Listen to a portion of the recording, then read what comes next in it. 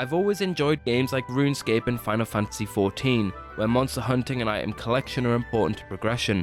However, up until now I hadn't realised I needed a game that blended these elements with a restaurant sim. That was until I played Cuisineer. This roguelite offers a unique adventure that merges combat with culinary management, delivering an effortlessly enjoyable experience with only a handful of flaws. In Cuisineer, you are Pom, an experienced adventurer who is suddenly tasked with saving her family's restaurant from debt. It is your job to delve into the game's various dungeons in search of resources that are required to keep the restaurant afloat. There's not much to the story, but it's serviceable and enough context to get you going on your adventure. The dungeons are an incredibly compelling aspect of Cuisineer, and rightfully so. You'll head into each one in search of their vegetable and animal looking monsters that, when killed, drop valuable resources. For example, the Piggy, which is shaped like a pig and can charge at you while dealing poison damage with its fart, drops meat, which you can turn into a lovely dish. There are 4 different dungeon worlds to explore, each with its own distinctive aesthetic, from leafy green forests to fiery volcanoes. They also have their own enemies, traps and surprises, which keeps progression throughout feeling consistently fresh. The roguelite nature of the game is largely felt in these dungeons, as they are randomly generated and further helps to ensure that no 2 playthroughs feel the same. When it comes to fighting these monsters, there are a range of different weapons at your disposal. From close-range swords to ranged items such as throwing plates and egg bombs, there's a good variety to experiment with. My favourite was the smackerel, which, as it sounds, is a fish used to pound enemies.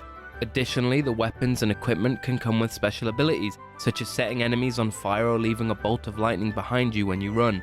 However, while all these abilities make combat both visually and mechanically more exciting, they often make it difficult to see where enemies are. It often meant that I was blindly attacking, leaving me open to take damage. Once you're done beating up monsters for their parts, you'll head back to your restaurant. This aspect of the game has a surprising amount of depth to it, with plenty of considerations making up a delicate balance between taking orders, cooking and billing customers. As the game progresses, you'll serve more diners, have more complex orders, and most likely unhappy customers when you don't have the exact dish they're after. While the restaurant operations can go through periods of being repetitive, the occasional new recipe and uplifted facilities help keep this somewhat fresh. To obtain these more complex meals, you must complete side quests that often require collecting items in exchange for a recipe. These make up the bulk of your more directed goals, but you can also while away the days outside the restaurant and dungeons talking to the community, picking up new quests and buying new items to furnish your restaurant. Cuisineer's cute art direction, vivid colours and anime character designs coalesce to give the game a cozy atmosphere. Unfortunately, the music, while suitably relaxing, can become incredibly repetitive. Cuisineer caught me by surprise, offering a cute, content-rich indie experience that is a lot of fun to play.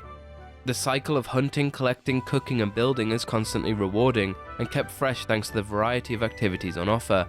While it can get a little repetitive and there are minor issues with the music and combat, Cuisineer largely offers a compelling experience well worth the price. The game creator is giving Cuisineer a 7 out of 10. Make sure to like and subscribe for more reviews just like this one.